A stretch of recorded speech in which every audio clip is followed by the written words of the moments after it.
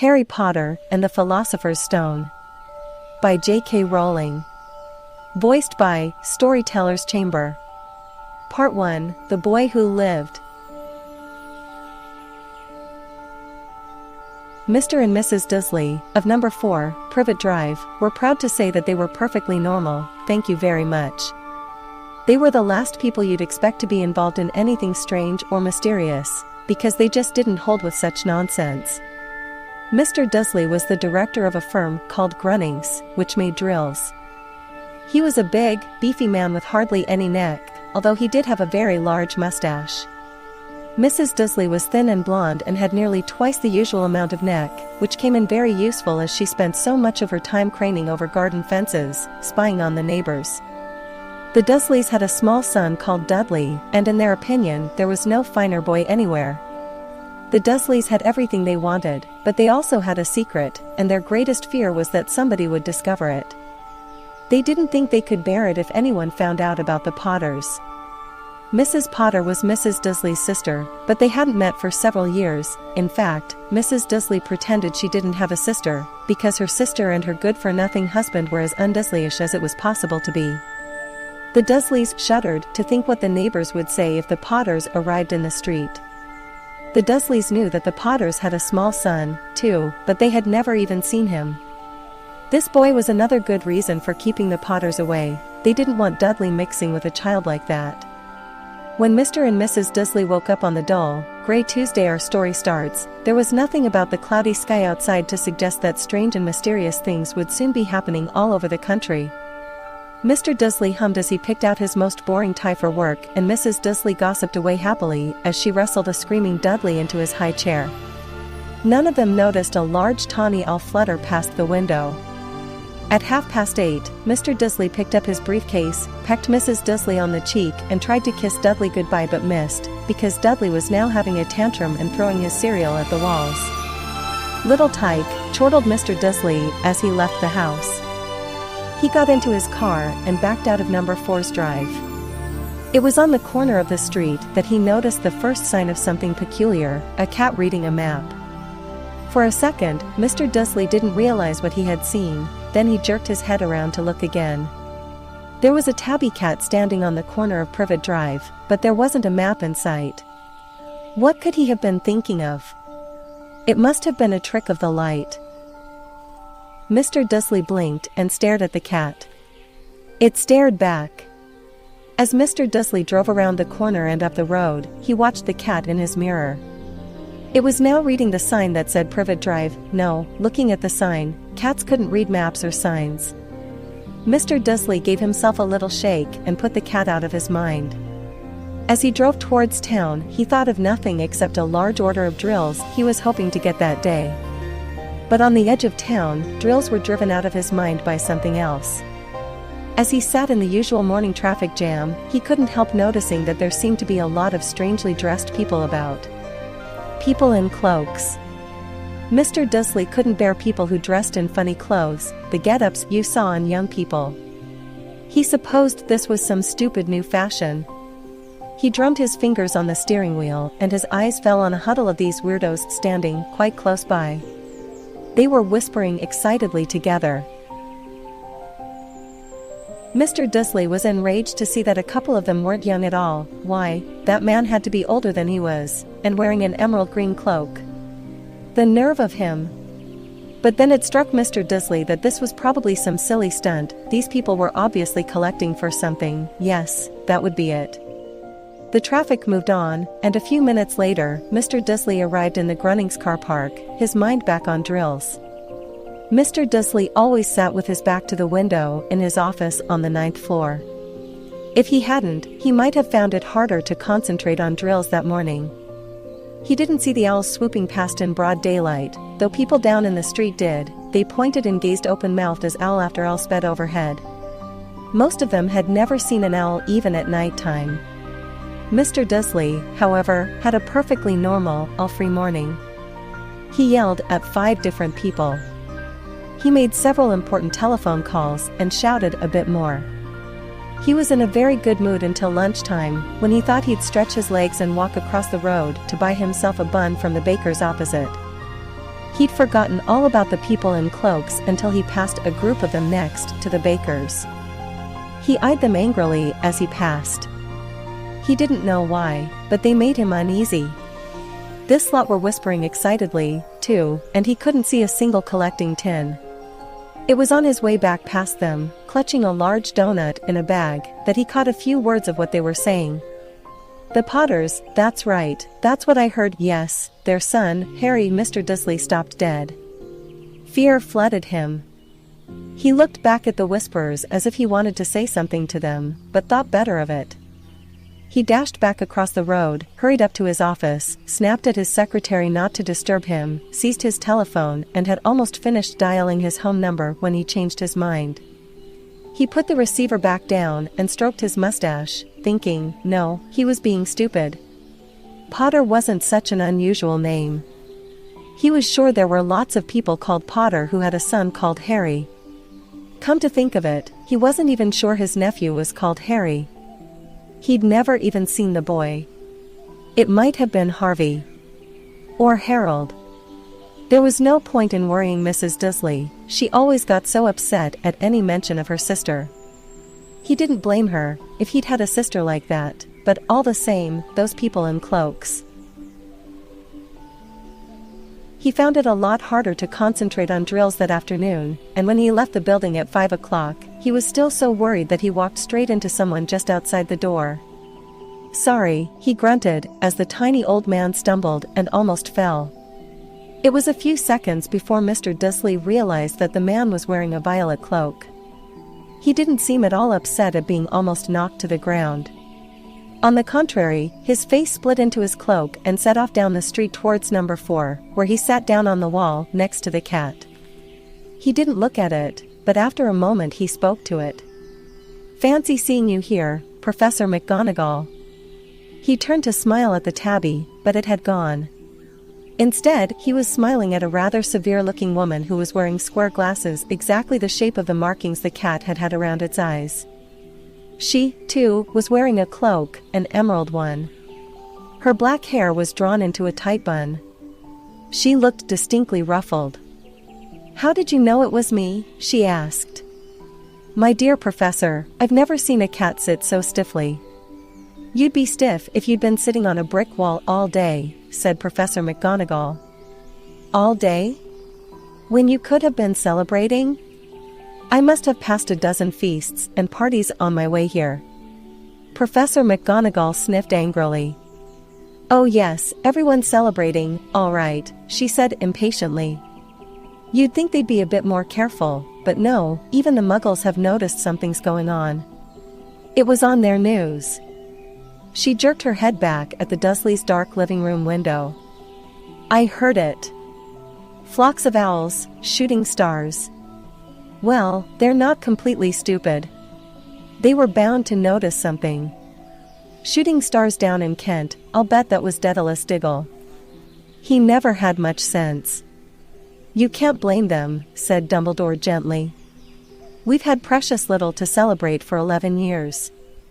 I know that, said Professor McGonagall irritably. But that's no reason to lose our heads. People are being downright careless, out on the streets in broad daylight, not even dressed in Muggle clothes, swapping rumors. She threw a sharp, sideways glance at Dumbledore here, as though hoping he was going to tell her something, but he didn't, so she went on, a fine thing it would be if, on the very day you know who seems to have disappeared at last, the Muggles found out about us all. I suppose he really has gone, Dumbledore? It certainly seems so, said Dumbledore. We have much to be thankful for. Would you care for a sherbet lemon? A what? A sherbet lemon. They're a kind of Muggle sweet I'm rather fond of. No, thank you, said Professor McGonagall coldly, as though she didn't think this was the moment for sherbet lemons. As I say, even if you know who has gone, my dear Professor, surely a sensible person like yourself can call him by his name? All this you-know-who nonsense, for 11 years I have been trying to persuade people to call him by his proper name, Voldemort. Professor McGonagall flinched, but Dumbledore, who was unsticking 2 sherbet lemons, seemed not to notice. It all gets so confusing if we keep saying you-know-who. I have never seen any reason to be frightened of saying Voldemort's name. I know you haven't, said Professor McGonagall, sounding half exasperated, half admiring. But you're different. Everyone knows you're the only one you know. Oh, all right, Voldemort was frightened of. You flatter me, said Dumbledore calmly. Voldemort had powers I will never have. Only because you're too, well, noble to use them. It's lucky it's dark. I haven't blushed so much since Madame Pomfrey told me she liked my new earmuffs. Professor McGonagall shot a sharp look at Dumbledore and said, the owls are nothing to the rumors that are flying around. You know what everyone's saying? About why he's disappeared. About what finally stopped him. It seemed that Professor McGonagall had reached the point she was most anxious to discuss, the real reason she had been waiting on a cold hard wall all day, for neither as a cat nor as a woman had she fixed Dumbledore with such a piercing stare as she did now. It was plain that whatever everyone was saying, she was not going to believe it until Dumbledore told her it was true. Dumbledore, however, was choosing another sherbet lemon and did not answer. What they're saying, she pressed on, is that last night Voldemort turned up in Godric's Hollow. He went to find the Potters. The rumor is that Lily and James Potter that they're dead. Dumbledore bowed his head. Professor McGonagall gasped. Lily and James. I can't believe it. I didn't want to believe it. Oh, Albus. Dumbledore reached out and patted her on the shoulder. I know, he said heavily. Professor McGonagall's voice trembled as she went on. That's not all. They're saying he tried to kill the Potter's son, Harry.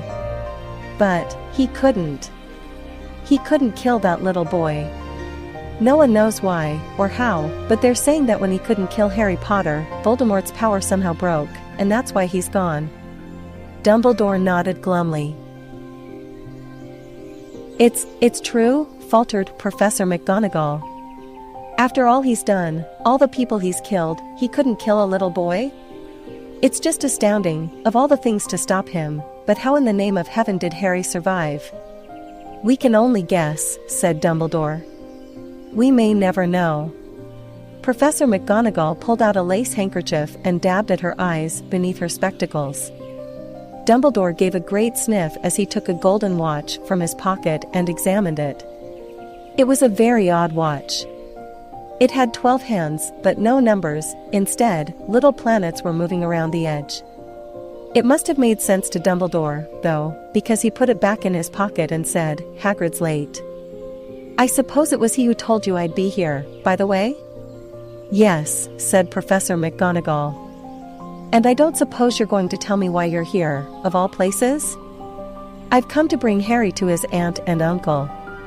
They're the only family he has left now. You can't mean the people who live here? Cried Professor McGonagall, jumping to her feet and pointing at number 4. Dumbledore, you can't. I've been watching them all day. You couldn't find 2 people who are less like us.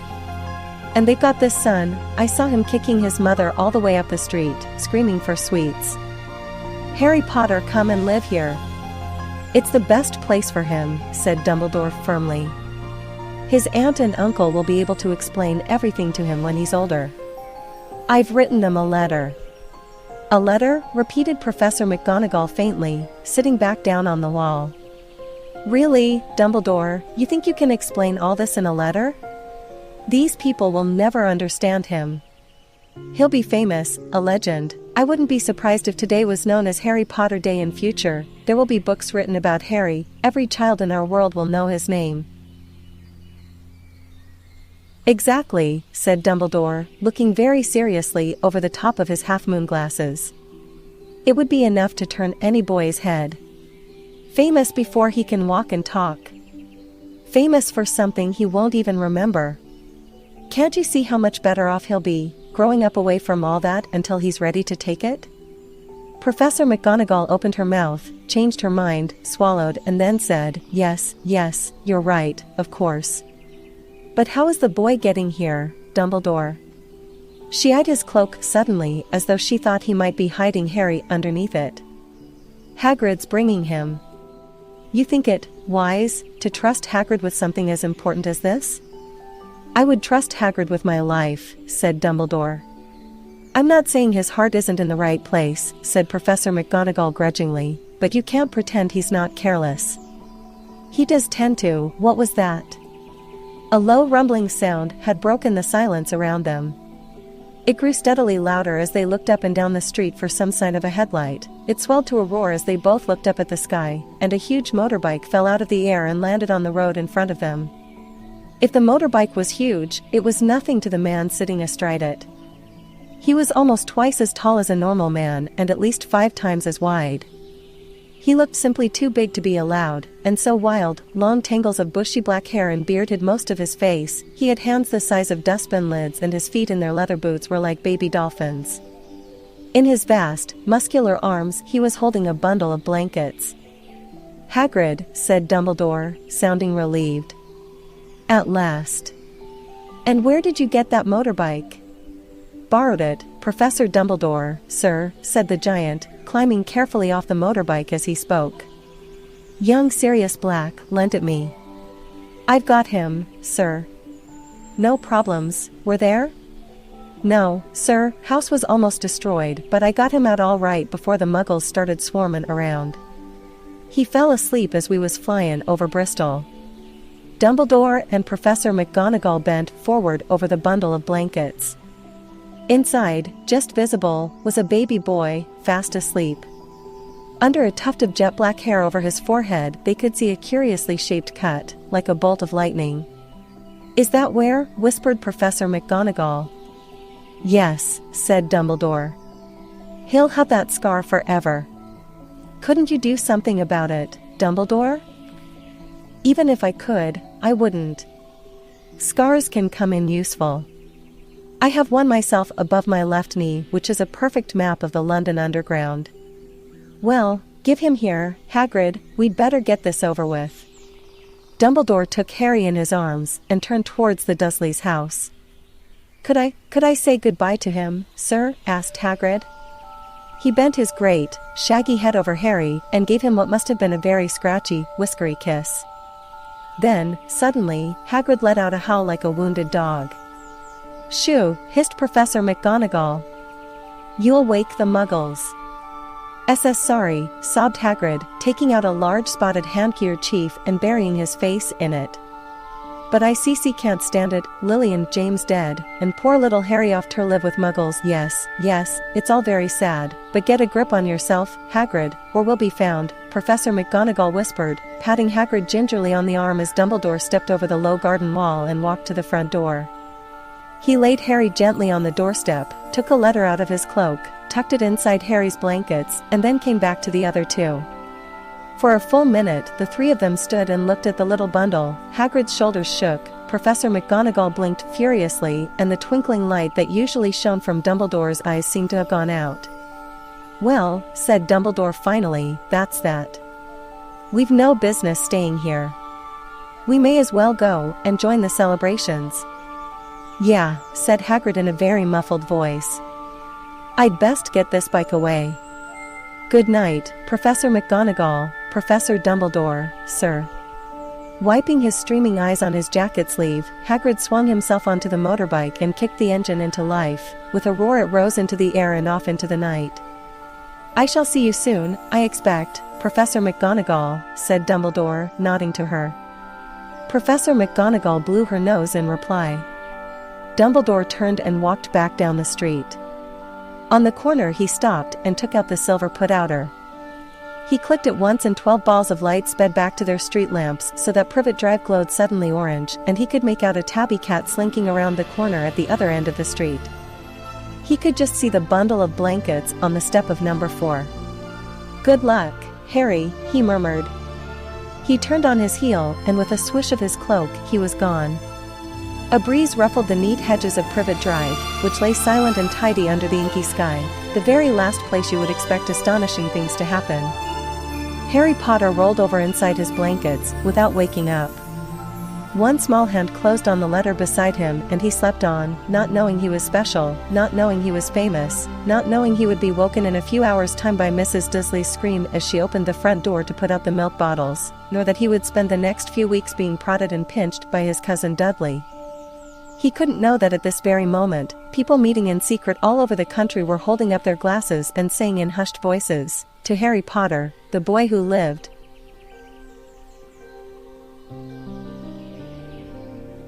Thank you to all my amazing subscribers for tuning in to my audiobook channel. Your support means the world to me.